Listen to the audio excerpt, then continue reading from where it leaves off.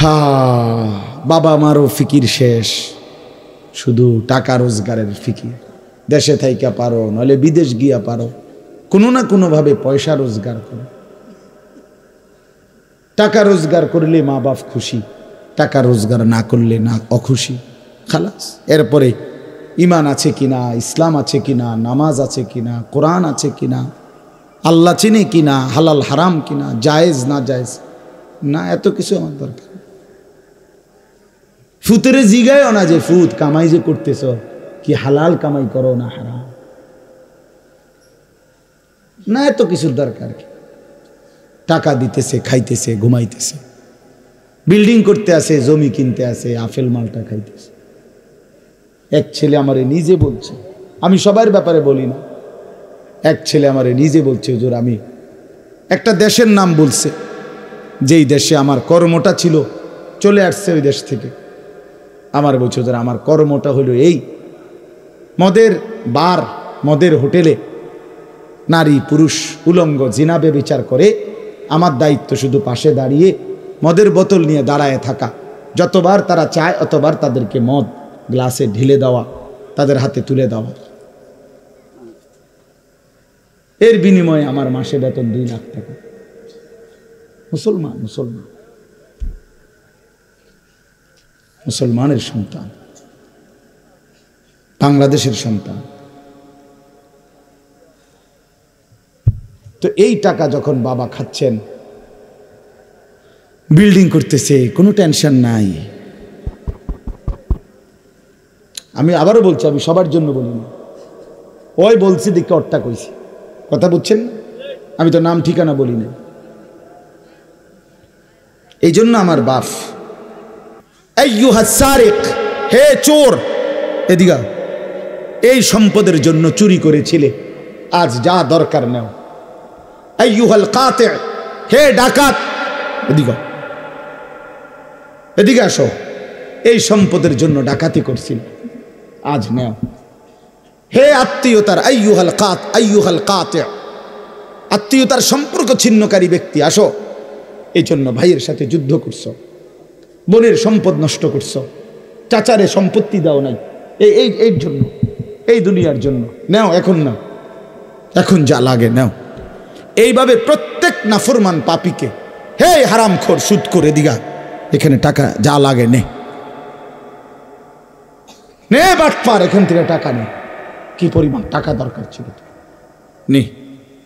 এইভাবে রাসূলুল্লাহ সাল্লাল্লাহু আলাইহি সাল্লাম বলেন, দুনিয়ার এই সম্পদগুলো কথা বলবে আর ডাকবে, ডাকলে মানুষ, আচ্ছা এটা তখন কেরম লিখবো, কথা বোঝেন নাই? এডিজন কথা বলবে, ডাকাডাকি করবে, মানুষ কি বলবে?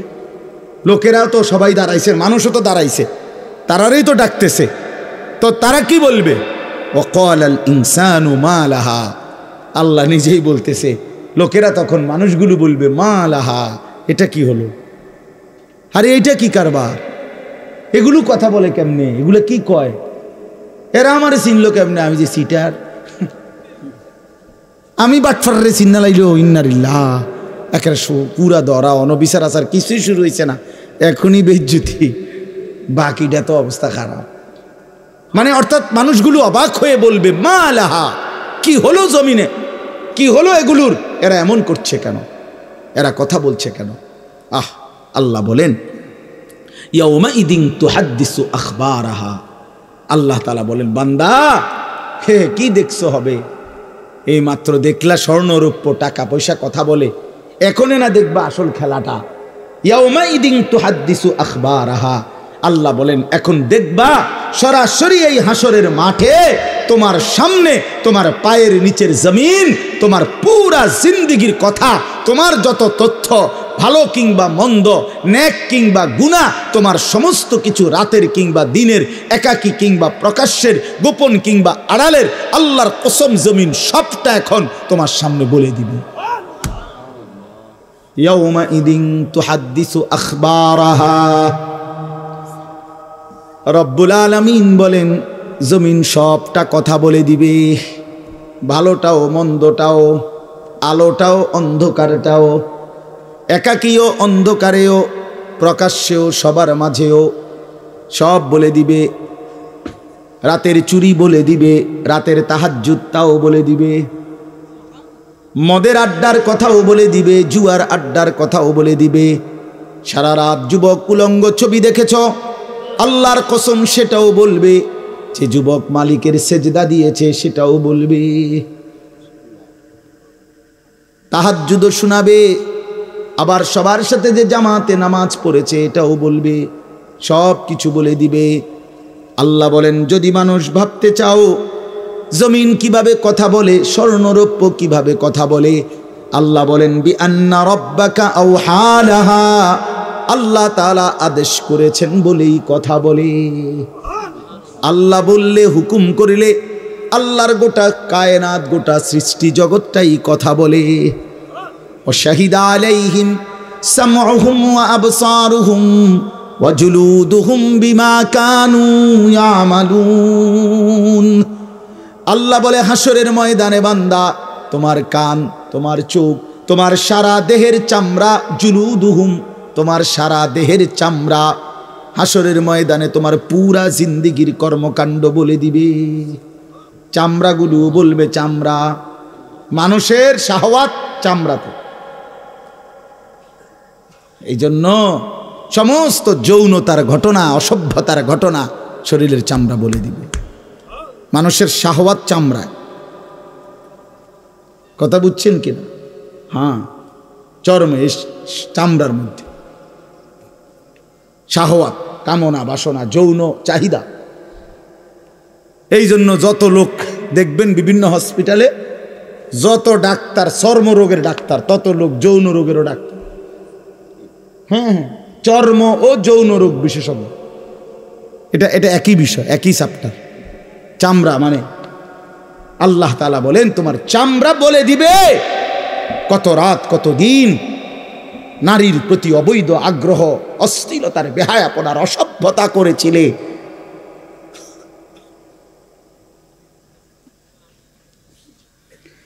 হায় হায়। এজন্য নওজোয়ান ছেলে, তোমরা সবাই ভাই কষ্ট করে বসো, যে যে পাশে দাঁড়িয়ে আছো আল্লাহর ওয়াস্তে বসো, কষ্ট হলেও বসো ভাই। বসে শুনলে বরকত হবে। মোবাইলটা হাতের যাদের, এটা বন্ধ করে দাও। হাতে ধরা যেই মোবাইলগুলো, এগুলো বন্ধ করে দাও ভাই, এগুলো নামায়ে ফেলো। আমাদের চেহারার দিকে তাকাইয়া আল্লাহর কথা মনোযোগ দিয়ে শুনলে লাভ হবে।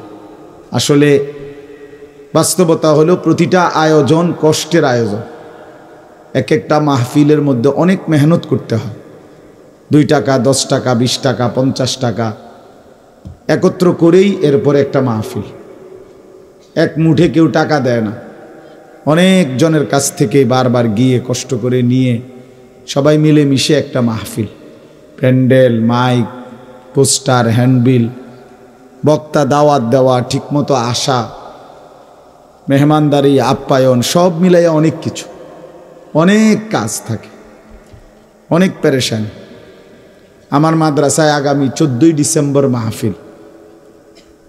তো গত 1 মাস থেকেই এই পরিকল্পনা, এটা হবে কোথায়, ওইটা হবে কোথায়, বক্তা বসবে কোথায়, শ্রোতা বসবে কোথায়, প্যান্ডেল হইলে কোন দিক দিয়া, এই কত কিছু যে লিখছি আমরা।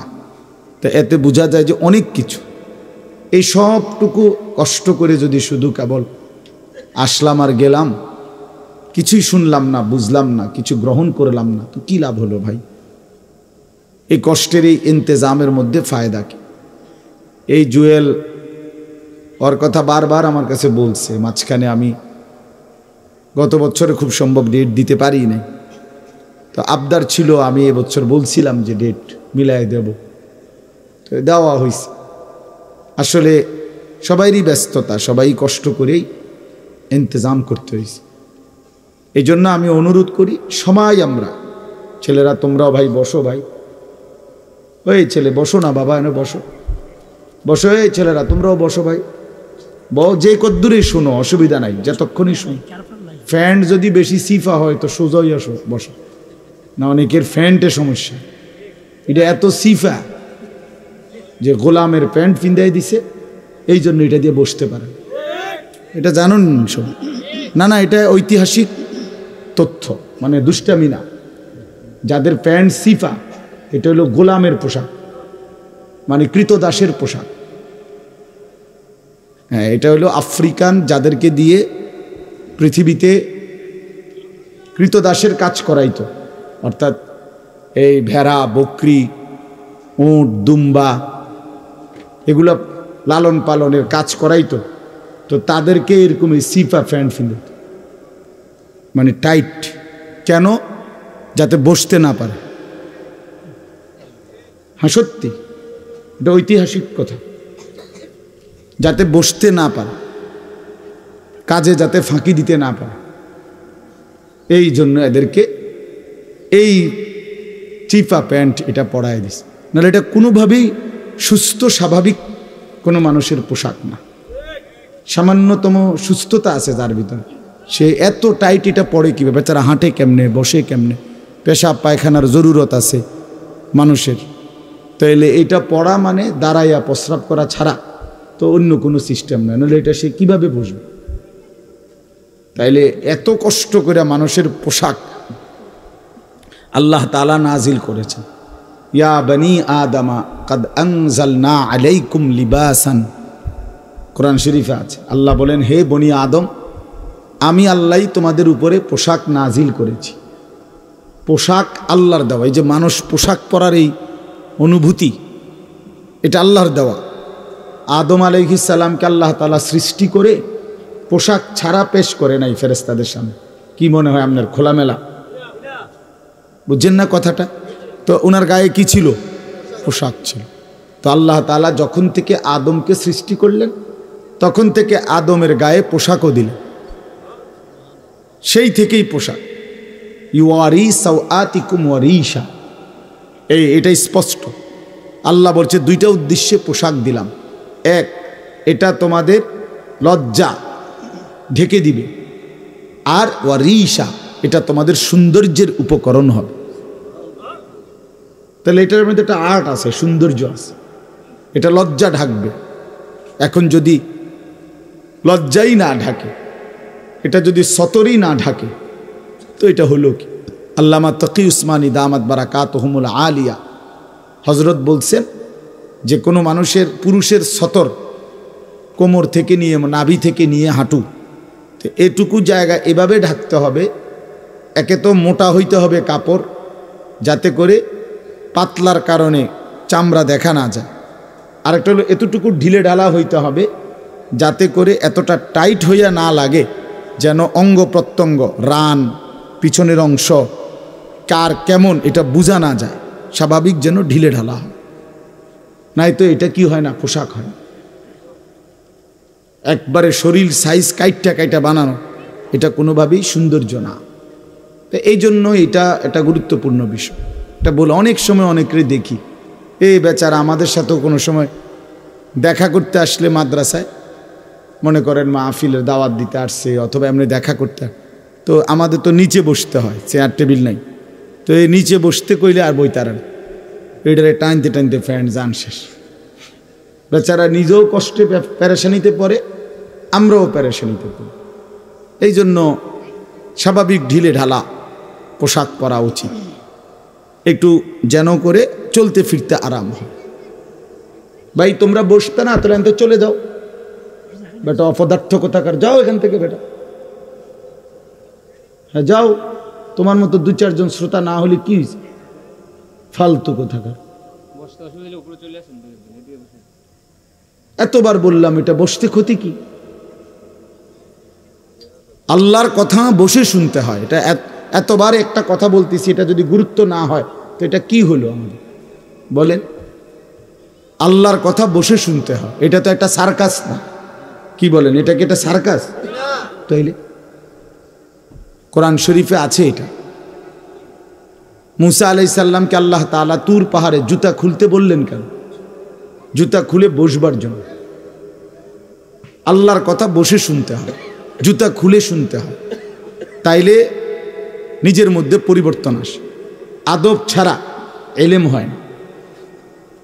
কোরআন সুন্নাহর যে জ্ঞান, এই জ্ঞানের জন্য আদব জরুরি। অন্য পড়ার জন্য এটা এতটা জরুরি। বাংলা, অঙ্ক, ইংরেজি, পদার্থ, জীববিজ্ঞান পড়ার জন্য পেশাব করে ফানি লন লাগে না। বুঝেন না কথা? দাঁড়াইয়া বসুক, বসে পড়ুক, বসে পেশাব করুক, এতে কোনো অসুবিধা নেই। কিন্তু আল্লাহর কোরআন পড়বার জন্য, রাসূলুল্লাহ সাল্লাল্লাহু আলাইহি সাল্লামের সুন্নাহ পড়বার জন্য প্রস্রাব করে ঢিলা নিতে হয়, টয়লেট পেপার ব্যবহার করতে হয়, পানি ব্যবহার করতে হয়, পবিত্র হইতে হয়। হ্যাঁ আসো আব্দুর রহমান, তুমি এনে আও। না না না, এখানে আসো। আস্তাগফিরুল্লাহ। তো এই জন্য এটা জরুরি বিষয়। আমাদের কোরআন এবং সুন্নাহর ইলমের জন্য আপনার আদব জরুরি, আখলাক জরুরি, তাহারাত জরুরি। এই যে এখন এখানে একটা, এটা আপনাদের এটা শুধু একটা মহড়া না, বরং এখানেও তো কোরআন সুন্নাহর ইলম বলার জন্যই উলামায়ে কেরাম আপনাদেরকে বসাইছে, ঠিক না? তো তাইলে আদব জরুরি। মাওলানা ইয়াহিয়া বয়ান করতেছিলেন, হ্যাঁ আল্লাহ তাআলা, আমি যেটুকু আইসা মাত্র শুনলাম, আল্লাহ তাআলা হাসরের ময়দানে এক কদম পাও বাড়াইতে দিবেন, জিন্দেগির প্রতি ইঞ্চির হিসাব হবে। আন উমরিহি ফিমা আফনাহু, পুরা হায়াত বান্দা কোথায় ব্যয় করেছো বলো আমাকে, আমার দেওয়া হায়াত। ও আন শাবাবিহি ফিমা আবলাহু, শুধু যৌবনটা কোথায় ব্যয় করেছো সেটা আমাকে আলাদা বলো। ও আন মালিহি মিন আইনা ইকতাসাবাহু ওয়া ফিমা আনফাকাহু, প্রতিটি টাকার ব্যাপারে হিসাব দাও দুইটা। এক, টাকাটা কামাই করছো কেমনে, ব্যয় করেছো কোথায়। ওয়া মাদা আমিলা ফিমা আলিমা, যা যা শিখেছিলা, জেনেছিলে, শুনেছিলে, তা কি পরিমাণ আমল করেছো সেটা বল, সেটা বল। এই জন্য এই বিষয়গুলো জরুরি বাপ।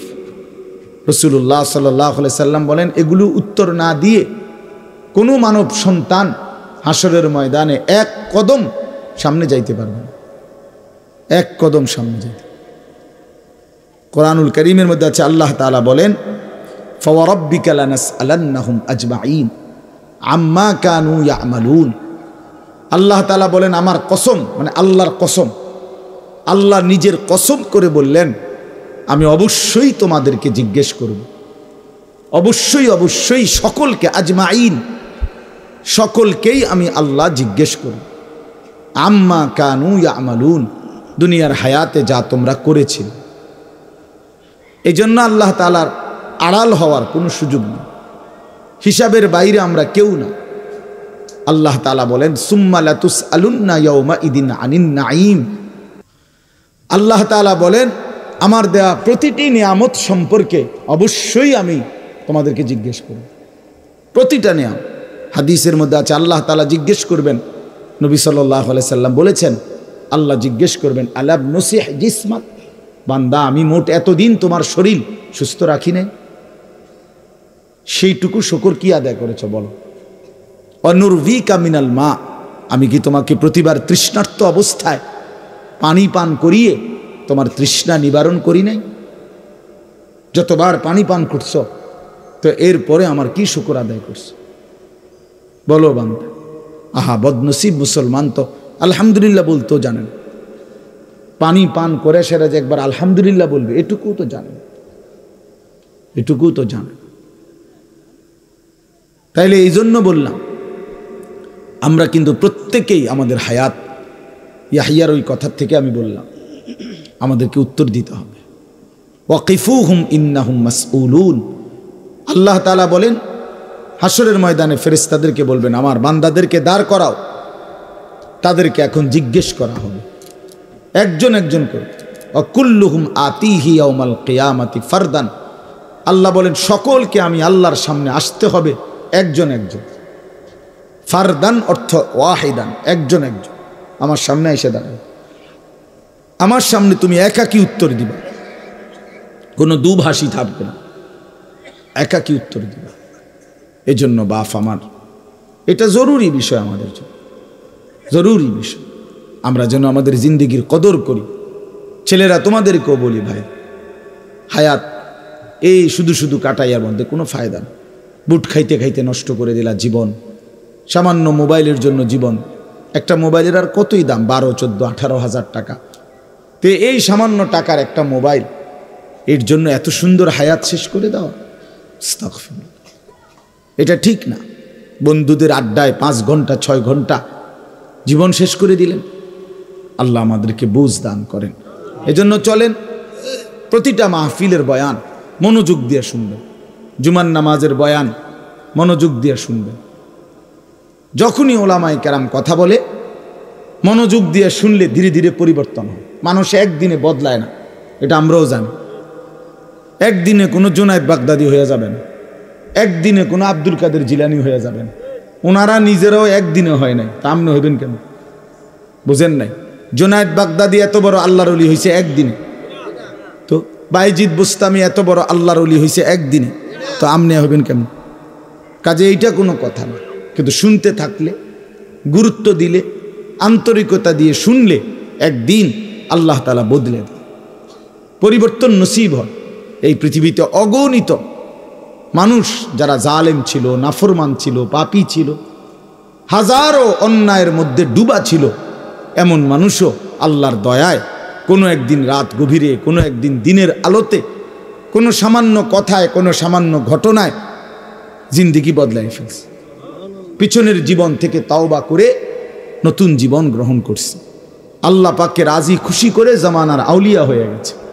এরকম বহু ঘটনা আছে, বহু ঘটনা। এই জন্য আমরা ইনশাআল্লাহ মনোযোগ দিয়ে আল্লাহর কথা, আমার বয়ান না শুধু সমস্ত আলেমদের বয়ান মনোযোগ দিয়ে শুনবেন। বলেন ইনশাআল্লাহ। কোরআন সুন্নাহর কথা মনোযোগ দিয়েই শুনবেন, দেখবেন বরকত হবে।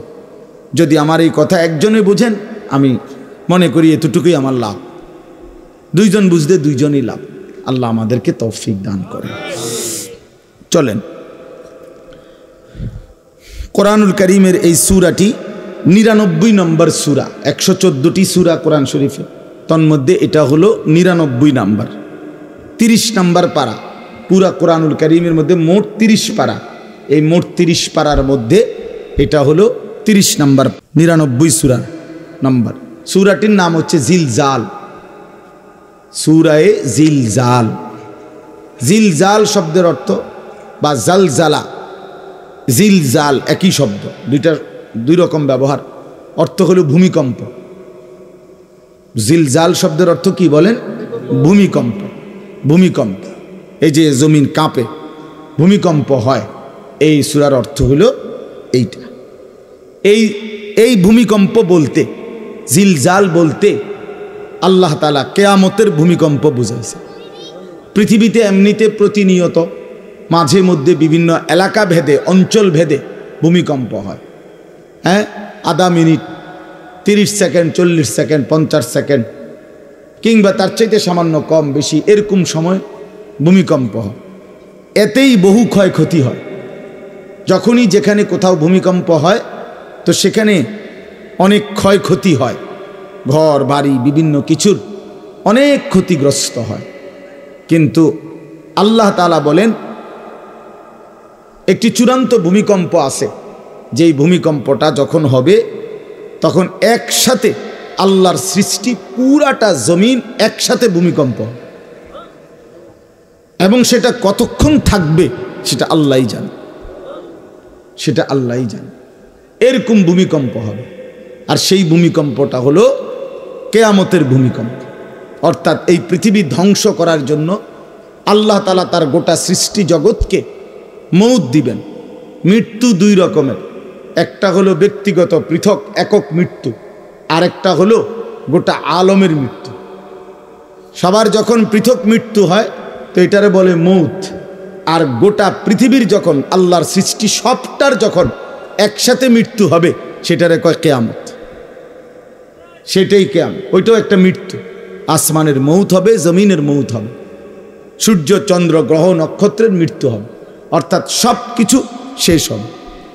তো এই যে কিয়ামত, এটা আমাদের ঈমানের অংশ, এটা হবেই হবে, এটা হবেই হবে। আখিরাত, কিয়ামত, এই পৃথিবী একদিন ধ্বংস হবে, শেষ হবে, এটা কোরআনুল কারীমের অসংখ্য আয়াতে আল্লাহ তাআলা বলছেন, বারবার বলছেন, বারবার, যে বান্দা যত সুন্দরী তোমার কাছে লাগে দুনিয়া, যত আকর্ষণীয় মনে হয় না কেন দুনিয়া, একে তো তুমিও থাকবা না, একে তো দুনিয়া নিজেই থাকবে। দুটোটা মনে রাখবে, না তুমি থাকবে স্থায়ী, না দুনিয়া থাকবে স্থায়ী, কোনোটাই না। তুমিও মৃত্যুবরণ করবা, একদিন দুনিয়ারও মৃত্যু হয়ে যাবে, দুনিয়ারও মৃত্যু হয়ে যাবে। প্রতিটা মানুষকে মরতে হবে, এটা আমরা সবাই জানি। কুল্লু নাফসিন যায়িকাতুল মাউত, সমস্ত আত্মা, সমস্ত প্রাণ, আল্লাহ তাআলা বলেন মৃত্যুর স্বাদ গ্রহণ করুন, মৃত্যুর স্বাদ গ্রহণ। কুল ইন্নাল মাউতাল্লাযী তাফিররুনা মিনহু ফাইন্নাহু মুলাকীকুম, আল্লাহ তাআলা বলেন হে নবী আপনি বলে দেন, ও দুনিয়াবাসী, মৃত্যু থেকে তোমরা যেখানেই পলায়ন করো না কেন, মৃত্যু তোমাদের সাথে সেখানে গিয়েই নিজেই মোলাকাত করবে, সাক্ষাৎ করবে। তুমি ডাকতে হবে না, মৃত্যু নিজেই আসবে, মৃত্যু নিজেই আসবে। আইনামা তাকুনু ইউদরিকুমুল মাউতু ওয়ালাউ কুনতুম ফি বুরুজিম মুশাইয়াদা, আল্লাহ বলে তুমি যদি এমন একটা বিল্ডিং বানাও, ঘর বানাও, যে ঘরটা অনেক উঁচা, যে ঘরটার উপর দিয়া কেউ ভিতরে ঢুকতে পারবে না, যে ঘরটার মধ্যে একটা ছিদ্র নাই, একদম আটকানো, তো এরকম একটা ছিদ্রবিহীন সুউচ্চ ঘরও যদি তুমি বানিয়ে তার ভেতরেও তুমি আশ্রয় নাও, তো ইউদরিকুমুল মাউতু, মৃত্যু তোমার সেখানেই পৌঁছবে, তোমার সেখানেই পৌঁছবে। প্রিয় ভাই আমার, বন্ধু আমার, নওজোয়ান সাথীরা আমার, মৃত্যু এক অনিবার্য বাস্তবতা, চিরন্তন বাস্তবতা, এটা গ্রহণ করতেই হবে। হাসলেও মরতে হবে, কাঁদলেও মরতে হবে, সুখেও মরতে হবে, দুঃখেও মরতে হবে। রাজপ্রাসাদ আর অট্টালিকার মানুষটাও মরে যাবে, জীর্ণ কুটিরে যে লোক থাকে, হ্যাঁ, সেই লোকটাকেও মরতে হবে। জীবনে কোনোদিন দুঃখ দেখে নাই যে, সেও মরে যাবে। জীবনে কোনোদিন সুখ দেখে নাই যে, সেও মরে যাবে, সব মরে যাবে। এটাই সত্য, এটাই বাস্তবতা। অতএব মৃত্যু এক অনিবার্য বাস্তবতা, এটা গ্রহণ করতেই হবে। এটা যদি আমরা মনে রাখি, আমাদের জীবন অনেক সুন্দর হইত, অনেক সুন্দর হইত। রাসূলুল্লাহ সাল্লাল্লাহু আলাইহি ওয়াসাল্লাম বলছেন, আকসিরু যিকরা হাদিমিল লাযযাত ইয়ানি আল মাউত। আল্লাহর নবী বলেন, আমার উম্মত তোমরা বেশি বেশি ওই জিনিসটা স্মরণ করো, যে জিনিস তোমাদের সমস্ত স্বাদ, আনন্দ, আহ্লাদ চিরতরে মিটায় দিবে, তোমারে চিরস্তব্ধ করে দিবে। জলজ্জান্ত মানুষটা আমাদের সামনে হাঁটতো, চলতো, উঠতো, বসতো, ঘুরতো, ফিরতো, হ্যাঁ, সেই মানুষটা মনে করেন আমার চোখের সামনে নাই, তার লাশ আমার সামনে, আহা সেই লোকটা স্তব্ধ। পৃথিবীর কত মানুষ কত আওয়াজ করতেছে, কত শোরগোল করতেছে, কিন্তু এই লোকটা হাতও নাড়ে না, পাও নাড়ে না, চোখও মেলে না, আর কিছুই করে না। এ কি আশ্চর্য বিষয়! চোখের সামনের এই মানুষটা নাই, কি হলো তার? কে তারে থামাই দিল? কে তারে স্তব্ধ করে দিল? এ তো আমার মতো ঘুরতো, ফিরতো, হাঁটতো। আহ, আমার আব্বারে আমি কত দেখছি, একদিন আমার আব্বা চলে গেলেন। আমার দাদারে আমি কত দেখছি, আমার দাদা একদিন চলে গেলেন। আমার জ্যাঠারে আমি দেখে আসছি, দোয়া করে আসছি, ফুঁ দিয়ে আসছি। এক সপ্তাহ পরে জ্যাঠা ইন্তেকাল করলেন। আবার এক সপ্তাহ পরে আমি গিয়া জ্যাঠার জানাজা পড়াইছি। এই তো বাস্তবতা। যুবক ভাই, তুমিও মনে রাখো, বয়স্ক বাবা আপনিও মনে রাখেন। হাসান বসরি রহমতুল্লাহ আলাই একজন বড় বুজুর্গ ছিলেন। উনি বলতেন, তিনি যখন কোনো যুবককে দেখতেন আর বয়স্ক দেখতেন, তো তিনি যুবকদেরকে বলতেন, ইয়া মা'শারাশ শাবাব ইন্না যারআ কাদ তুদরিকুহুল আহাতু ক্বাবলা আন ইয়াবলুগা। তিনি উপদেশ দিতেন, হে যুবকগণ শোনো, সব ফুল, সব ফল, সব গাছ চারা পরিপক্ক পাকা পর্যন্ত পৌঁছায় না, তার আগেই অগণিত ফুল, অগণিত ফল, অগণিত চারা গাছ ঝরে যায়, ঝরে যায়। এটা উনি মনে করাইতেন মৃত্যুর কথা। উনি এটা বুঝাইতেন, যুবক তুমি দেখো, একটা আম গাছের মধ্যে যতগুলো মুকুল ধরছে ফুল, সবগুলো আম হয় না। যতগুলো আম ধরছিল ছোট ছোট, সবগুলো বড় পাকা পর্যন্ত যায় না, তার আগেই ঝরে যায়। ঝরেই যায় বেশি, থাইকা যায় অল্প। তার মানে যুবক, কিশোর, তরুণ এই বয়সেই মৃত্যু হয় বেশি, বৃদ্ধ পর্যন্ত পৌঁছে কম। পুরা বাড়িতে অনেক সময় এমন হয় একজনও বয়স্ক লোক নাই, একজনও নাই। আমার ঘর, আমার বাপ চাচাদের যে ঘর, সেখানে আপনার এখন আমার চাচাতো ভাই, জ্যাঠাতো ভাই, আমার ভাই বেরাদর সব মিলাইয়া আমাদের ছেলে পেলে ভাই বাতিজা মিলে না হয়তো 60-70 জন আছি আমরা, কিন্তু আমাদের একজনও বয়স্ক লোক নাই। আমার দাদাও নাই, দাদিও নাই, জ্যাঠাও নাই, চাচাও নাই, আমার আব্বাও নাই, কেউ নেই। তাইলে কেন এমন হলো? তাহলে বোঝা গেল অধিকাংশই ঝরে যায়, কবরে চলে যায়, মৃত্যু হয়ে যায়। এই জন্য ধোঁকা না খাওয়া। আরেকটা হলো, বয়স্ক লোককে দেখলে উনি বলতেন, হাসান বসরি রহমতুল্লাহ আলাইহি, ইয়া মাশারা শুয়ুখ, হে বৃদ্ধগণ। উনি তাদেরকে জিজ্ঞাসা করতেন যে মা ইউনতাজারু বিসসারআ ইযা বালাগা, যখন কোনো ফসল পাইকা যায় তখন আর বাকি থাকে কি? কি বাকি থাকে? কাটা। কথা বলে না, কি বাকি থাকে? ক্বালু আল হাসাদ, বা কাটাটা বাকি থাকে, পাইকা তো গেছে। তার মানে আপনারা পাইকা তো গেছেন, বয়স তো হয়েই গেছে, আর শুধু মৃত্যুটা বাকি, আর শুধু মৃত্যুটা বাকি। তাইলে যুবককে বলতেন, তুমি ভেবো না তুমি বৃদ্ধ হবা, কারণ অসংখ্য ফুল তো আগেই ঝরে যায়, অসংখ্য ফল তো আগেই ঝরে যায়, অসংখ্য গাছ তো আগেই ঝরে যায়। আবার বৃদ্ধকে বলতেন যে আপনার তো আর কিছুই বাকি নাই, আপনি তো পাইকেই গেছেন, এখন শুধু কাটা, কবর, মৃত্যু ছাড়া আর বাকিটা কি? তাহলে মৃত্যু ভুলে না যাওয়া, মউত ভুলে না যাওয়া। রাসূলুল্লাহ সাল্লাল্লাহু আলাইহি ওয়াসাল্লাম বলেন, কাফা বিল মাউতে ওয়াইজান, নবীজি বলেন, কোনো মানুষ যদি মৃত্যুর কথা স্মরণ করে, তার ওয়াজের জন্য, নসিহতের জন্য এটাই যথেষ্ট, এটাই যথেষ্ট। আমরা কিতাবে পড়ছি, হযরত ওমর রাদিয়াল্লাহু তাআলা আনহু, এত বড় সাহাবী, উনি বলতেন, কুল্লা ইয়াউমিন ইউকালু মাতা ফুলান মাতা ফুলান ওয়ালা বুদ্দা মিন ইয়াউমিন ইউকালু মাতা ওমর। তিনি বলতেন, হায় শোনো, প্রতিদিন ঘোষণা হয় আজ অমুকের মৃত্যু হলো, অমুকের মৃত্যু হলো, অমুকের মৃত্যু হলো। অচিরেই একদিন ঘোষণা হবে আজ ওমরের মৃত্যু হলো, আজ ওমরের মৃত্যু হলো। উনি বলেন, এই ঘোষণা শুনবে খুব দ্রুত একদিন।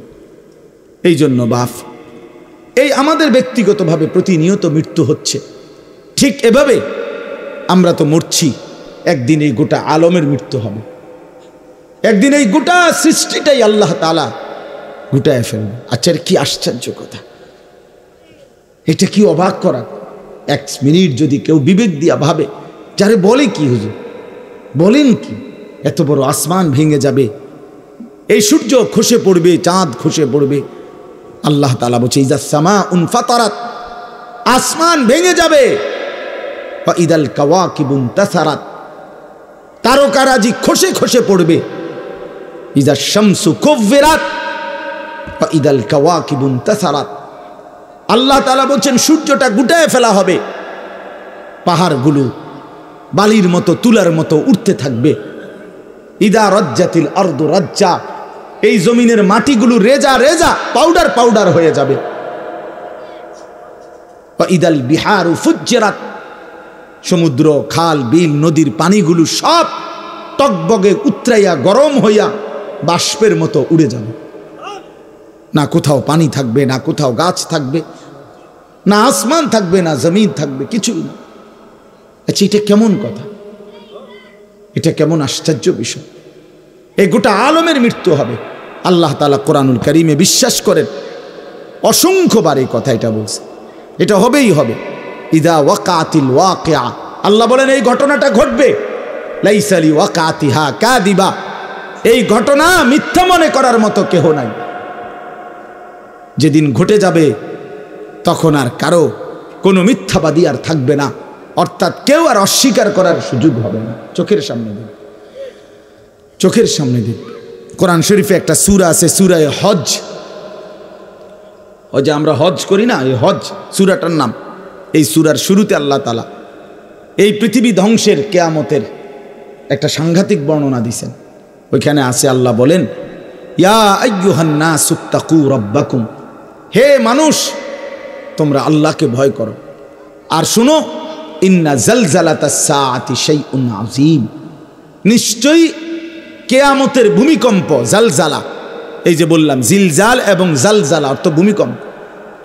আল্লাহ বলেন কিয়ামতের ভূমিকম্প, ইসরাফিল যখন ফু দিবে, আমার এই পৃথিবী যখন ভাঙতে শুরু করবে, এই সৃষ্টি জগৎ পুরাটা যখন আমি আল্লাহ গুটায় ফেলবো, ওয়াসসামাওয়াতু মাতবিয়াতুম বিয়ামিনি, আল্লাহ বলেন 7 আসমান আমি আল্লাহ তাআলার হাতের মধ্যে গুটায় ফেলবো, গুটায় ফেলবো। তুমি জানো না আমার ক্ষমতা। কুল্লু মান আলাইহা ফান ওয়া ইয়াবকা ওয়াজহু রাব্বিক, সব শেষ করে দেব আমি, শুধু আমি আল্লাহই থাকব, শুধু আমি আল্লাহই থাকব। তো আল্লাহ তাআলা বলেন এই ইসরাফিল ফু দিলেই, শুরু করলেই জমিনে ভূমিকম্প শুরু হবে। ইন্না জালজালাতাস সাআতি শাইউন আযীম, আল্লাহ বলেন নিশ্চয়ই এই কিয়ামতের ভূমিকম্প এটা শাইউন আযীম, বড়ই ভয়ানক, বড়ই মারাত্মক। কারণ দুনিয়ার ভূমিকম্প 1 নাম্বার হলো বর্তমানের ভূমিকম্প, কখনো 30 সেকেন্ড, কখনো 40 সেকেন্ড, কখনো 47 সেকেন্ড, 50 সেকেন্ড, এই সেকেন্ড সেকেন্ড, মিনিট না, 47 মিনিট নি ভূমিকম্প হয়। কথা কর না কেন? 30 মিনিট ভূমিকম্প হয়। 30 মিনিট ভূমিকম্প হইলে আমাদের 14 গোষ্ঠী থাকবো নাকি? 30 সেকেন্ড, 40 সেকেন্ড হয় ভূমিকম্প। এইটুকুতে একে তো সময় সামান্য, দ্বিতীয়ত হলো একসাথে গোটা পৃথিবীতে হয় না, এদিকে হলে ওইদিকে হয় না, এরকম। কিন্তু আল্লাহ তাআলা বলেন ইসরাফিল ফু দিলে যেই ভূমিকম্পটা হবে, সেই ভূমিকম্পটা গোটা পৃথিবী একসাথে নাড়ায় দিবে, একসাথে নড়িয়ে। 47 সেকেন্ড না, না কতক্ষণ সেটা আল্লাহই জানে। তখন অবস্থা কি হবে? মানুষের আতঙ্ক, এই ভূমিকম্পে আতঙ্ক। হ্যাঁ, আমি একবার চাঁদপুর মাহফিলে ছিলাম, রাত্রে ঘুমাইছি মসজিদের রুমে, ইমাম সাহেবের রুমে, এই সময় ভূমিকম্প আইছে, দরজা খুলে দিছি দৌড়, মসজিদের মাঠে আইছি দাঁড়াইয়া, চাই যে পুরা গ্রামের মানুষ সব আইসা পড়ছে, হই হুল্লোড় চিৎকার, হায় হায়। অথচ সবাই চিৎকার দিতে দিতে ভূমিকম্প শেষ। ভূমিকম্প হয়েছেই তো অল্প একটু, কিন্তু এটুকুর আতঙ্কেই যা হুজুর পাবলিক বরাবর। কিসের হুজুর আর কিসের পাবলিক, বক্তা শ্রোতা সমান। এই এখন মনে করেন ভূমিকম্প হইলে আমরা সব দিন দৌড়, আমিও আমি এনে বুজুর্গি দেখাই বইতাম। হ্যাঁ, আমি একটা বড় হুজুর বেটা প্রধান বক্তা, আমি লড়লে কি মানুষে কি করব? আপনি কি করবেন? আমার সময় কো, আমার জান নিয়ে টানা। আল্লাহু আকবার। তো এই সামান্য ভূমিকম্প, কিন্তু আল্লাহ তাআলা বলেন ইসরাফিল সিংহা ফু দিলে যে ভূমিকম্প হবে বান্দা, সেটা বড়ই ভয়ানক, সেটা সারা পৃথিবী নড়বে একসাথে। তখন কি হবে? মানুষের আতঙ্ক। ইয়াউমা তারাউনাহা তাযহালু কুল্লু মুরদিআতিন আম্মা আরদাআত। এই 1 নম্বরে আল্লাহ বলেন যে মা তার বাচ্চাটাকে দুধ পান করাইতেছিল, এই কোলের বাচ্চা, দুধের বাচ্চা, আপন মা তার দুধের বাচ্চা ভুলে যাবে, ফেলে দিবে, ছুঁড়ে মারবে, আর মা পাগলের মতো দৌড়ানো শুরু। কোরআন শরীফের আয়াত। ওয়াতাদাউ কুল্লু যাতি হামলিন হামলাহা। এবং আল্লাহ তাআলা বলেন যে মায়ের পেটের বাচ্চা 10 মাস পূর্ণ হয়ে গেছে, আগামী 2 ঘন্টা 5 ঘন্টা পরে বাচ্চাটা এমনিতেই প্রসব হইতো। আল্লাহ তাআলা বলেন ইসরাফিলের ফু দিলে জমিন যখন কাঁপতে শুরু করবে, তো এই গর্ভধারিণী মা, গর্ভবতী নারী পাগলের মতো এভাবে ছুটবে, দৌড়বে, নিজের গর্ভের বাচ্চা নিজেই পড়ে যাবে। ও তারান্নাসা সুকারা, আল্লাহ বলেন মাতালের মতো সমস্ত মানুষগুলো ছুটতে থাকবে। ফাইদা বারিকাল বাসার ওয়া খাসাফাল কামার ওয়া জুমিআ আশ-শামসু ওয়াল কামার। আল্লাহ তাআলা বলে চন্দ্র সূর্য আলোহীন হয়ে যাবে, সূর্য চন্দ্র এক হয়ে যাবে। ওয়া জুমিআ আশ-শামসু ওয়াল কামার ইয়াকুলুল ইনসানু ইয়াওমাইদিন আইনাল মাফার লোকেরা দৌড়বে আর ছুটবে, মানুষ একে অপরকে জিজ্ঞেস করবে ভাইয়া পালাবো কোথায়, দাঁড়াবো কোথায়? কোথাও তো স্থির কোনো জায়গা নাই, কোথায় দাঁড়াবো? আল্লাহ তাআলা বলেন কাল্লা লা ওয়াজার, না বান্দা, সেদিন আর কোথাও জায়গা মিলবে না। ইলা রব্বিকা ইয়াউমা ইদিনিল মুস্তাকার, আজকে শুধুই কেবল তোমার আল্লাহর কাছেই আশ্রয় ঠিকানা। এভাবে বহু আয়াত কোরআনুল কারীমের মধ্যে আল্লাহ তাআলা বর্ণনা করছেন। আমার ভাই, তো এই ইসরাফিলের ফুঁ দিলে গোটা আলমের মৃত্যু হবে, ভূমিকম্প শুরু হবে। তো এই ভূমিকম্প কেন হবে? এই কাঁপতে কাঁপতে সমস্ত কিছু ভাঙ্গা একসাথে এই সব কিছু আল্লাহর সৃষ্টি সমস্ত কিছুই জমিনের তলদেশে চলে যাবে। জমিন তখন খালি ফাঁকা, জমিনে তখন কিচ্ছু নাই, কিচ্ছু নেই, একটা সুতা মাটির উপরে থাকবে। এই প্রথমবার ইসরাফিল ফুঁ দিলে সমস্ত কায়নাত, ইনসান, জিন, আল্লাহর সমস্ত সৃষ্টি মাখলুকাত সব জমিনের তলদেশে চলে যায়। মানুষ ও জিন ও অর্থ সম্পদ, স্বর্ণ রৌপ্য, মণি মুক্তা, হীরা জহরত, সব সব সব একটা কাগজের অস্তিত্ব, সব কিছু, গোটা জমিন ফাঁকা। এভাবে কতদিন আল্লাহই জানে, কতদিন আল্লাহই জানে। হ্যাঁ মা ভাই, এরপরে একটা নির্দিষ্ট সময় পরে আবার আল্লাহ তাআলা ইসরাফিলকে জীবিত করবেন, করে আবার আল্লাহ তাআলা দ্বিতীয়বারের মতো ফুঁ দিতে বলবেন। এই দুই ফুঁয়ের মাঝখানে কতদিন? নবী সাল্লাল্লাহু আলাইহি সাল্লামের এক হাদিসের মধ্যে বলছে 40।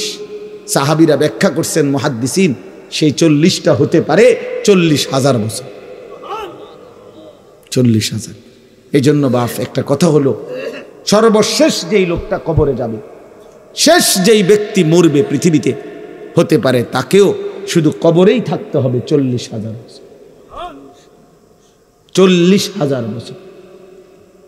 এরপরে তো আখিরাত। এই 40,000 বছর যদি কবরে আযাব হয়, 40,000 বছর যদি কবরে আযাব হয় ভাই, তখন কি হবে? এবার ভেবে দেখেন, এখন যারা কবরে যাচ্ছে, হ্যাঁ, নূহ আলাইহিস সালামের জামানায় যারা মারা গেছে, ইব্রাহিম আলাইহিস সালামের জামানায় যারা মারা গেছে, নবীজি সাল্লাল্লাহু আলাইহি সাল্লাম তো 1,500 বছর আগে ইন্তেকাল করছেন, 1450 বছর আগে।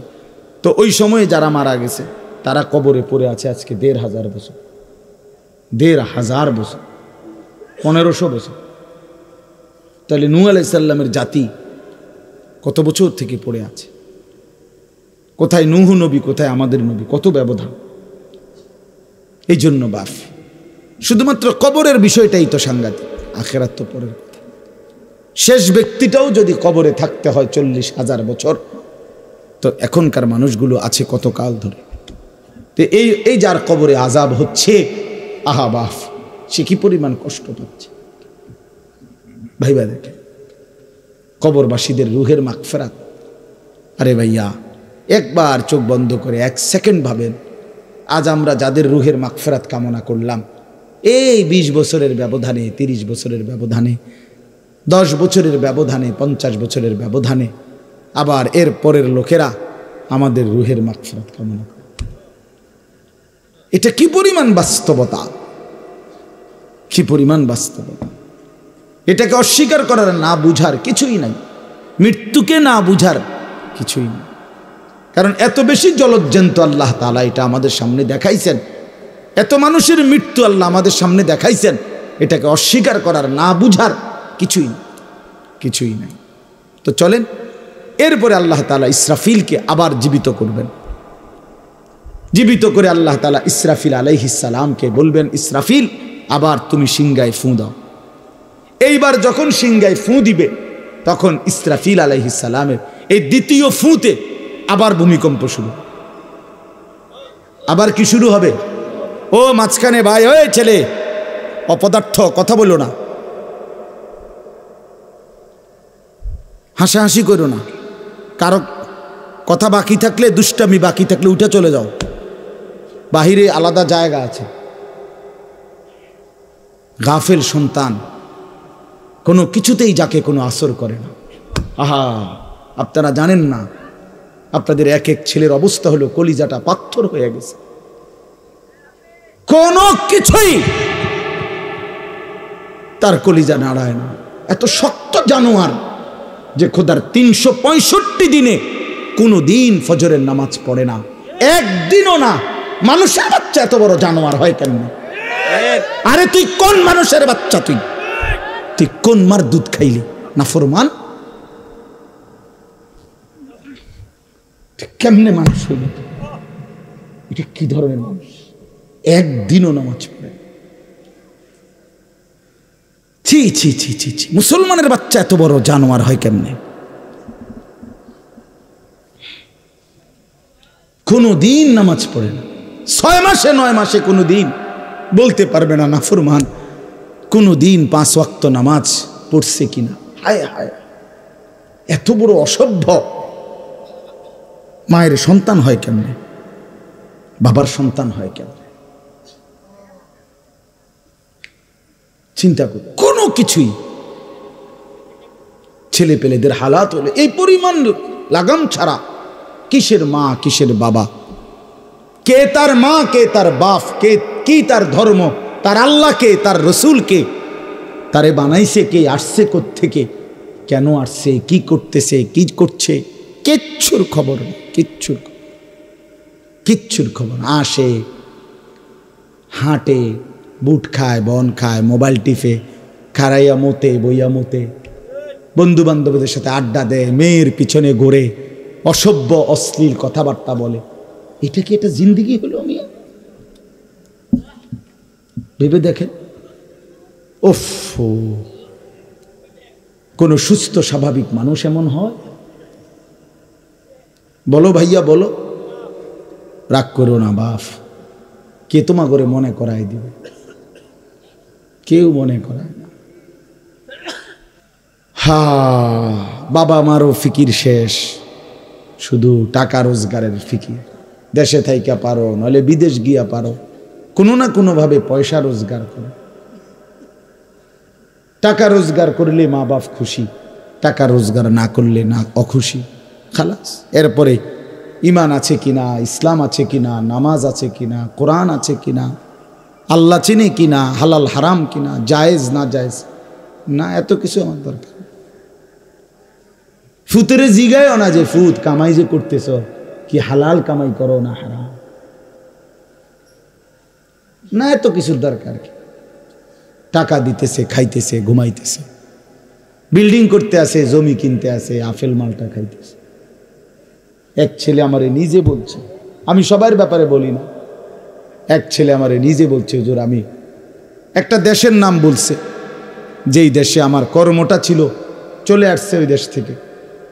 আমার বলছে, হুজুর আমার কর্মটা হলো এই, মদের বার, মদের হোটেলে নারী পুরুষ উলঙ্গ জিনাবে বিচার করে, আমার দায়িত্ব শুধু পাশে দাঁড়িয়ে মদের বোতল নিয়ে দাঁড়ায় থাকা, যতবার তারা চায় অতবার তাদেরকে মদ গ্লাসে ঢেলে দেওয়া, তাদের হাতে তুলে দেওয়া। এর বিনিময়ে আমার মাসে বেতন 2 লাখ টাকা। মুসলমান, মুসলমান, মুসলমানের সন্তান, বাংলাদেশের সন্তান। তো এই টাকা যখন বাবা খাচ্ছেন, বিল্ডিং করতেছে, কোনো টেনশন নাই। আমি আবারও বলছি, আমি সবার জন্য বলি না, ওই বলছি দেখে অট্টা কইছি, কথা বুঝছেন না? আমি তো নাম ঠিকানা বলি না। এই জন্য আমার বাপ, ডাক দিয়েন না, ডাক দিয়েন না, একজনও ডাক দিয়েন না, অসভ্যরে ডাক দিয়েন না। হ্যাঁ হ্যাঁ, ডাক দিবেন কেন? হাইওয়ানকে ডাক দিবেন কেন? শুনেন, আপনারাই শুনেন, এত এত মানুষ শুনতে হবে না, কোনো অসুবিধা নেই, কোনো অসুবিধা নাই। আমি তো এটাই বুঝাইতে চাইতেছি, প্রত্যেকটা মানুষ আজকে মুসলমান, আমরা ঘর দেখায়, ফার্নিচার দেখায়, বিল্ডিং দেখায়, হুজুর দোয়া করেন, ঘরটা করছি, হুজুর দোয়া করে, কিতা দোয়া করতে হবে না, কিতা দোয়া করতে, বিল্ডিং এর দোয়া কিতা, আবার ইট বালুর লেগে দোয়া করে লাভ কি বেড়া? হুজুর মোটরসাইকেল কিনছি, কিন্তু দোয়া করে দেন। কিতা দোয়া করতো? কি মোটরসাইকেলের দোয়া কিতা আবার? আজীব লাগে না? বাস্তব এগুলো ছাদ ডালাই দিব আজকে, হুজুর কিন্তু দোয়া করে দেন। ছাদ ডালাই দোয়া, হ্যাঁ ওটা ছাদ ডালাই করে। ওটার ফুতে মোবাইলে অশ্লীল উলঙ্গ ছবি দেখে। ওটার সন্তান উনি দাঁড়াইয়া রয়েছে মিস্ত্রির সামনে, ওনার গাম বাইয়া বাইয়া পড়তেছে ছাদ ডালাইয়ের দিন, আর অসভ্য জানোয়ার সন্তান বন্ধুদের সাথে উলঙ্গ ছবি দেখতেছে। ওই জানোয়ারের জন্য উনি ছাদ ডালাই দিতেছে, ওই হাইওয়ানের জন্য উনি ঘর করে দিয়ে যাইতেছে। উনি কবরে জায়গা ঘর করে দিয়ে গেছে, এর জন্য ঘর করলেন? ছি ছি ছি ছি ছি। আমার দেওয়া ঘরে আমার কষ্টের কমাইয়ে এখানে বসে বসে রঙিন ছবি দেখবে, উলঙ্গ দৃশ্য দেখবে ঘরে শুয়া শুয়া সারা রাত। এর জন্যই আমার জীবনের এই অর্জন, এই ছিল আমার উপার্জনের উদ্দেশ্য। আহ, কতবার বললে বুঝবেন? কেমনে বললে বুঝবেন? কারে বললে বুঝবেন? আল্লাহ মাফ করে দেন। চলেন বাপ, তো বলতেছিলাম আল্লাহ তাআলা ইসরাফিল আলাইহিস সালামকে বলবেন আবার ফু দাও। তো তিনি দ্বিতীয়বারের মতো ফু দিলে জমিন আবার ভূমিকম্প শুরু হবে। এই ভূমিকম্পে জমিন কাঁপতে কাঁপতে এইবার জমিনের তলদেশে, ওই প্রথমবার ফু দেওয়াতে ভূমিকম্প কাঁপতে কাঁপতে সব উপরে যা ছিল সব নিচে চলে গেছে, মনে আসেনি? এটা কইছি। তাহলে উপরটা কি? ফাঁকা। এইবার নিচে যা ছিল সব উপরে চলে আসবে। এই আসলেই এটা হাসরের মাঠ। সমস্ত নিচের জিনিস যা কিছু, একেবারে মানুষ, গরু, ছাগল, হাঁস, মুরগা, জিন, ইনসান, গদ, দুয়ার, বাজার, ব্যবসা, দোকান, টাকা, হীরা জহরত, মণি, মুক্তা, টাকা পয়সা, অর্থবিত্ত, সব সোজা কথা জমিনের তলদেশের সব কিছু জমিনের উপরে উঠে আসবে। উঠে আসলেই এইটা হাসরের মাঠ। এইটা, এই হাসরের মাঠ কোনটা জানেন? এই যেখানে বসে আছেন এখন, এইটাই হাসরের মাঠ। এই জমিনের উপরেই হাসরের মাঠ। বাকি শুধু আল্লাহ কোরআনে বলছে ওয়া ইদাল আরদু মুদ্দাত, আমি আল্লাহ জমিনটাকে টেনে আরো লম্বা করে দেব, আরো বড় করে দেবো, আর কি প্রশস্ত করে দেবো। কারণ ওই যে পিসের মানুষ খারাপ লাগবে না? মানুষ তো দাঁড়াইব সেই আদম আলাইহিস সালাম থেকে নিয়া, তো মানুষ বেশি না? মানুষ, গরু, ছাগল, হাঁস, মুরগা, জিন, ভূত সব খারাপ না? সব দাঁড়াবে তো। এই জন্য আল্লাহ তাআলা বলেন জমিন আমি প্রশস্ত টেনে দিব, লম্বা করে দিব, এতটুকু। বাকি এটাই হাসরের মাঠ, এটাই হাসরের মাঠ। এই কথাটাই এখানে আল্লাহ তাআলা উল্লেখ করছেন। ইদা জুলজিলাতিল আরদু জিলজালাহা, যখন দ্বিতীয়বারের মতো ইসরাফিলের ফু দিলে জমিনের ভূমিকম্প শুরু হবে। ওয়া আখরাজাতিল আরদু আসকালাহা, আল্লাহ তাআলা বলেন তখন জমিন তার তলদেশে যা ছিল সমস্ত জমিনের তলদেশে, এগুলো এতদিন জমিনের বোঝা ছিল, বোঝা মানে মাটির নিচে, এগুলো সে মনে যেন ফুজা কান্দে লইছে। এবার ওয়া আখরাজাতিল আরদু আসকালাহা, জমিন তার বোঝা মানে জমিনের তলদেশে যা ছিল সে এবার তা জমিনের উপরে উঠাই দিবে, উপরে উঠাই দিবে। এরপরে আশ্চর্য কথা শুনেন, এরপরের কথাটার জন্য রাসূলুল্লাহ সাল্লাল্লাহু আলাইহি সাল্লাম হাদিসে বলছেন, এই ভাই শুনেন, ছেলেরা তোমরাও শোনো। নবী সাল্লাল্লাহু আলাইহি সাল্লাম বলেন এই জমিনের তলদেশ থেকে যখন সবকিছু উপরে উঠে আসবে তখন অর্থ সম্পদ, হীরা জহরত, মণি মুক্তা, স্বর্ণ রৌপ্য এগুলো স্তূপ আকারে উঠে আসবে জমিনের উপরে, মানে হাসরের মাঠে। তো নবীজি একেবারে স্পষ্ট হাদিস, নবীজি সাল্লাল্লাহু আলাইহি সাল্লাম বলেন তখন এই স্বর্ণ রৌপ্য, টাকা পয়সা, হীরা জহরত এগুলো, এই অর্থ সম্পদগুলো আল্লাহর কুদরতে কথা বলবে। স্বর্ণের টুকরা কথা বলবে, কথা বলবে, রৌপ্যের টুকরা কথা বলবে, এগুলো কথা বলবে। কথা কি বলবে? এগুলো তখন ওই নাফরমান মানুষগুলোকে ডাক দিবে, ডাক দিবে, আইয়ুহাস সারিক, হে চোর, এদিকে এই সম্পদের জন্য চুরি করেছিলে, আজ যা দরকার নাও। আইয়ুহাল কাতি', হে ডাকাত, এদিকে এদিকে আসো, এই সম্পদের জন্য ডাকাতি করছিল, আজ নেও। হে আত্মীয়তার আইয়ুহাল কাতি', আত্মীয়তার সম্পর্ক ছিন্নকারী ব্যক্তি, আসো। এই জন্য ভাইয়ের সাথে যুদ্ধ করছো, বোনের সম্পদ নষ্ট করছো, চাচারে সম্পত্তি দাও নাই, এই জন্য, এই দুনিয়ার জন্য নেও, এখন না, এখন যা লাগে নেও। এইভাবে প্রত্যেক নাফরমান পাপীকে, হে হারামখোর সুদ করে দিগা, এখানে টাকা যা লাগে নে, নে বাটপার, এখান থেকে টাকা নে, কি পরিমাণ টাকা দরকার ছিল নে। এইভাবে রাসূলুল্লাহ সাল্লাল্লাহু আলাইহি সাল্লাম বলেন, দুনিয়ার এই সম্পদগুলো কথা বলবে আর ডাকবে, ডাকলে মানুষ, আচ্ছা এটা তখন কেরম লিখবো, কথা বোঝেন নাই, এডিজন কথা বলবে, ডাকাডাকি করবে, মানুষ কি বলবে? লোকেরাও তো সবাই দাঁড়াইছে, মানুষও তো দাঁড়াইছে, তারারই তো ডাকতেছে, তো তারা কি বলবে? ওয়াকালাল ইনসানু মা লাহা, আল্লাহ নিজেই বলতেছে, লোকেরা তখন মানুষগুলো বলবে মা লাহা, এটা কি হলো, আরে এইটা কি কারবার, এগুলো কথা বলে কেমনে, এগুলো কি কয়, এরা আমারে চিনলো কেমনে, আমি যে সিটার, আমি বাটফারে চিন্না লাইলো, ইন্নারিল্লাহ, একেবারে পুরা ধরা অনবিচার আচার কিছুই শুরু হয়েছে না, এখনই বেজ্জুতি, বাকিটা তো অবস্থা খারাপ। মানে অর্থাৎ মানুষগুলো অবাক হয়ে বলবে মা লাহা, কি হলো জমিনে, কি হলো এগুলোর, এরা এমন করছে কেন, এরা কথা বলছে কেন? আল্লাহ বলেন ইয়াউমাইদিন তুহাদ্দিসু আখবারাহা, আল্লাহ তাআলা বলেন বান্দা, হে কি দেখছো হবে, এই মাত্র দেখলা স্বর্ণ রৌপ্য টাকা পয়সা কথা বলে, এখনে না দেখবা আসল খেলাটা। ইয়াউমাইদিন তুহাদ্দিসু আখবারাহা, আল্লাহ বলেন এখন দেখবা সরাসরি এই হাসরের মাঠে তোমার সামনে, তোমার পায়ের নিচের জমিন, তোমার পুরা জিন্দেগির কথা, তোমার যত তথ্য, ভালো কিংবা মন্দ, নেক কিংবা গুনাহ, তোমার সমস্ত কিছু রাতের কিংবা দিনের, একাকী কিংবা প্রকাশ্যের, গোপন কিংবা আড়ালের, আল্লাহর কসম জমিন সবটা এখন তোমার সামনে বলে দিবে।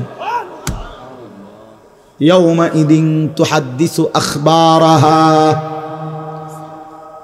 রব্বুল আলামিন বলেন জমিন সবটা কথা বলে দিবে, ভালোটাও মন্দটাও, আলোটাও অন্ধকারটাও, একাকীও অন্ধকারেও, প্রকাশ্যেও, সবার মাঝেও, সব বলে দিবে।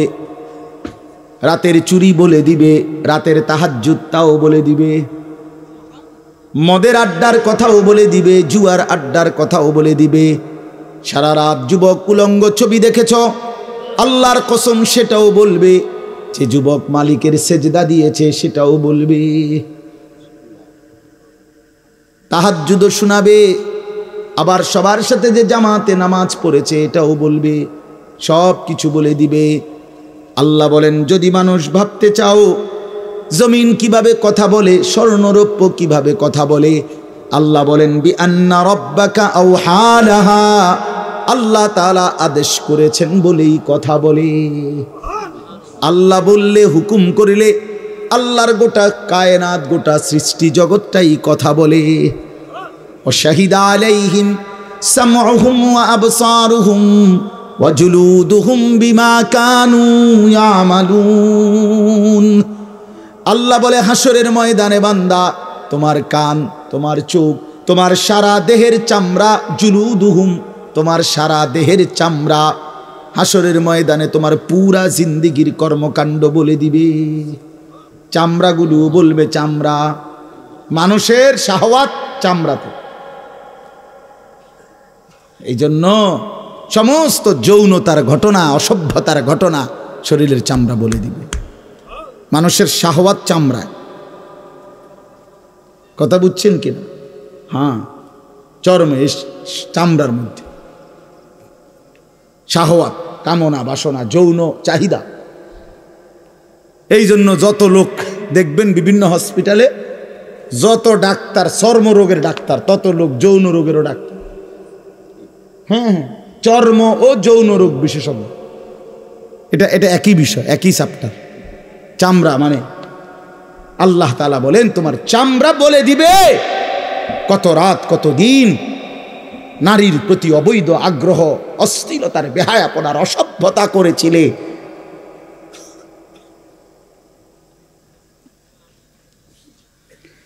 হায় হায়। বিআন্না রাব্বাকা আওহা লাহা, আল্লাহ বলেন আমি আল্লাহ হুকুম করেছি বলে কথা বলল। এজন্য আল্লাহ হুকুম করিলে চামড়াও কথা বলে, কানেও কথা বলে। এখন কি কানে কথা বলে? বলবে। চোখেও কথা বলবে। এখন চোখ কথা বলে না, মানে সব কিছুর জবান খুলবে, সব কিছুর। আপনারা বলেন আমরা তো মনে করি জিহ্বায় কথা বলে না, জিহ্বায় কথা বলে না, আল্লাহর হুকুম হইলে কথা বলে। নাহলে যেই লোক বোবা তারও তো জিহ্বা আছে না, তো সে কথা বলে না। যে লোক কানে শুনে না, তো তার কি আপনার এইভাবে কান বলতে কিছু নাই, তো সে শুনে না কেন, কথা বলেন না কেন? আল্লাহর হুকুম। যার চোখ, যে চোখে দেখেন, এই যে জুয়েল ভাই, আমি মূলত তার মহব্বতেই মাহফিলটা দিছি। তো এই যে দেখে না, তো তার এভাবে তো চোখ আছে, সে দেখে না কেন? আল্লাহ তাআলার হুকুম নাই বলে দেখেন, ঠিক কিনা বলেন না কেন? মজার বিষয় হলো রাসূলুল্লাহ সাল্লাল্লাহু আলাইহি সাল্লাম হাদিসে স্পষ্ট বলেছেন, বিশ্বাস করেন, একেবারে বিশুদ্ধ হাদিস। আল্লাহ তাআলা তার দুইটা চোখ নিয়ে গেছে। নবীজি বলছেন সে যদি সবর করে আল্লাহর হুকুমের উপরে চলতে পারে, রাসূলুল্লাহ সাল্লাল্লাহু আলাইহি সাল্লাম বলেন আল্লাহ তাআলা তাকে এই দুইটা চোখ নিয়ে যাওয়ার কারণে, অন্ধ বানানোর কারণে সে যে সবর করলো, আল্লাহ রসুল বলছেন আল্লাহ তাআলা নিশ্চিত তাকে জান্নাত দান করবে। এই জন্য তুমি ভাই সবর করো। মালিকের এই দুনিয়া দেখতে পারলা না, তো অপেক্ষা করো, একদিন জান্নাত দেখবা, জান্নাতের হুর দেখবা, তো আরো মজা হবে যে আমি প্রথমেই জান্নাতই দেখলাম, জান্নাতই দেখলাম। যা মালিক, দুনিয়া দেখলাম না তোমার, তুমি আমারে জান্নাত দেখাই। আল্লাহ তৌফিক দান করেন।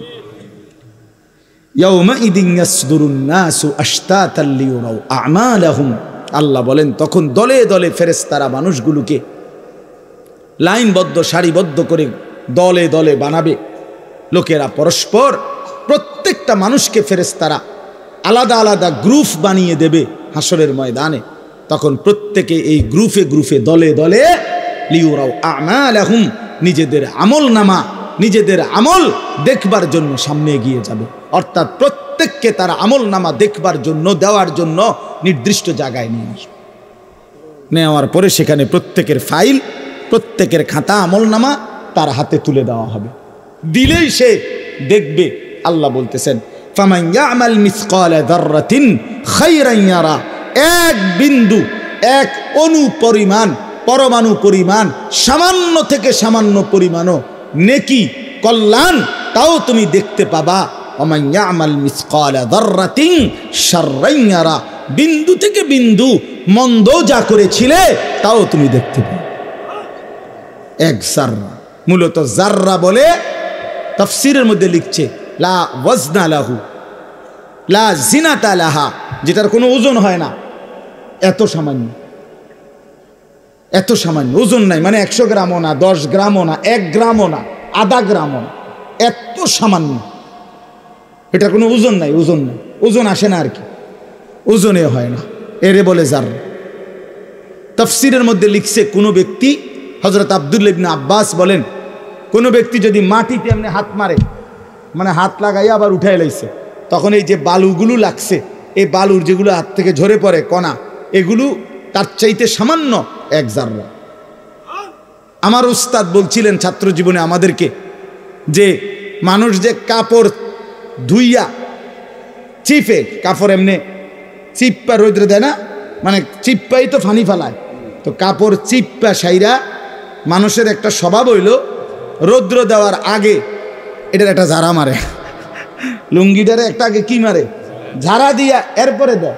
এই যে লুঙ্গিটা ঝাড়া দিলে যে ছোট্ট ছোট্ট পানির ফোঁটা ছিটকাইয়া পড়ে, এই ফোঁটা, এগুলো পিচ্ছি পিচ্ছি, এগুলো এক একটা জাররা, অথবা তার চাইতে ছোট। এটার ওজন আসবে না, এটা 1 গ্রামও হবে না, আধা গ্রামও হবে না। এই সামান্য ভালোটাও তুমি দেখবা, মন্দটাও দেখবে। কেমনে আড়াল করবেন ভাই? নিজেকে আড়াল করবেন কেমনে বাপ? যুবক তুমি কেমনে আড়াল করবা?